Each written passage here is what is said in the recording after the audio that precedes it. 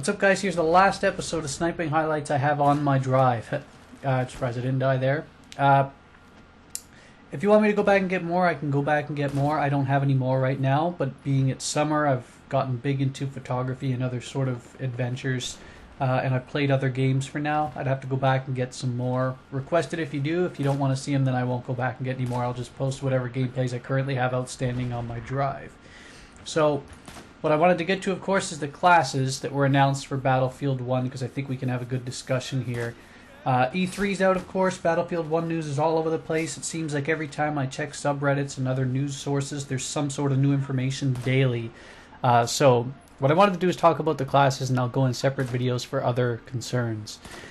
The first one, of course, the first of 5 classes, as opposed to the usual 4, will be Assault, which is the Explosives and Destruction class, which I guess will be pretty similar to the old engineering classes of other games.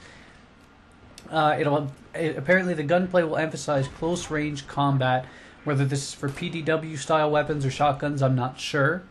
The biggest change of this class, I believe, though, is you're not going to be able to repair vehicles, because this distinction goes to the medic class and probably the pilot or tanker classes I'll get to shortly.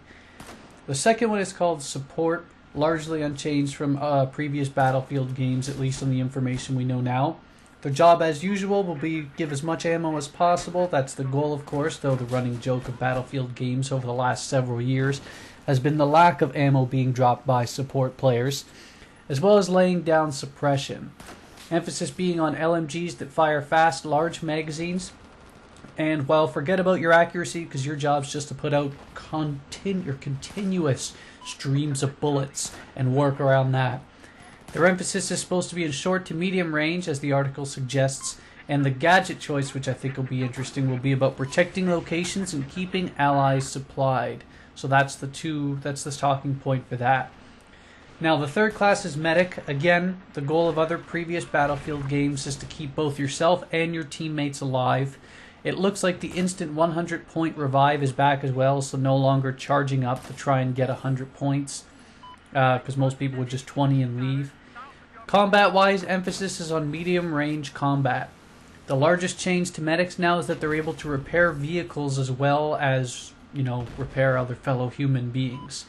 So they're theoretically the Swiss Army knife of keeping things going, keeping things alive. So I imagine I'm going to have to take some time to get used to pulling out a defibrillator and some sort of repair tool at the same time. Hopefully that's the case. So Scout, that's the 4th class, recon class as you'd expect. The description of them is that they're long-range specialists with bolt-action rifles and perhaps semi-autos as well. Emphasis on gadgets that highlight enemy locations and strategic locations that hopefully people will actually use. So hopefully, I guess, if we have gadgets that are spotting different enemies, different locales, and like perhaps putting down suppressive fire or at least keeping them highlighted on the minimap, hopefully we have people that use those gadgets. Because again, similar to support class, that was the prevalent usage of recon did not correlate with actually using the proper equipment and end goal of the game of getting everyone highlighted. So again, we'll get to that. Hopefully people take advantage of it. If they reward more points for using those gadgets, I imagine that you're going to see it increase quite a bit.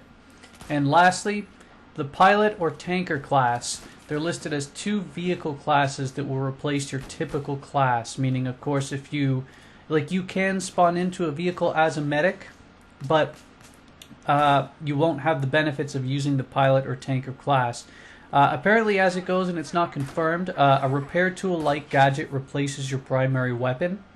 So you're more of a defenseless person outside of the battlegrounds. Maybe you can pick up someone's weapon after you kill them, I'm not sure. But as it stands, you're more defenseless, and your primary emphasis is repairing and keeping it going. And I imagine, though, you'll have additional features or gadgets that other classes won't in vehicles, like perhaps different weaponry gadgets, and things to keep maybe better control of the vehicle, maybe better repairing of the vehicle. Emphasis, of course, is vehicle combat, so it has to give you something that the other classes won't in a vehicle, otherwise there's no point in using it. It'd be better to just use the medic class. So those are the 5.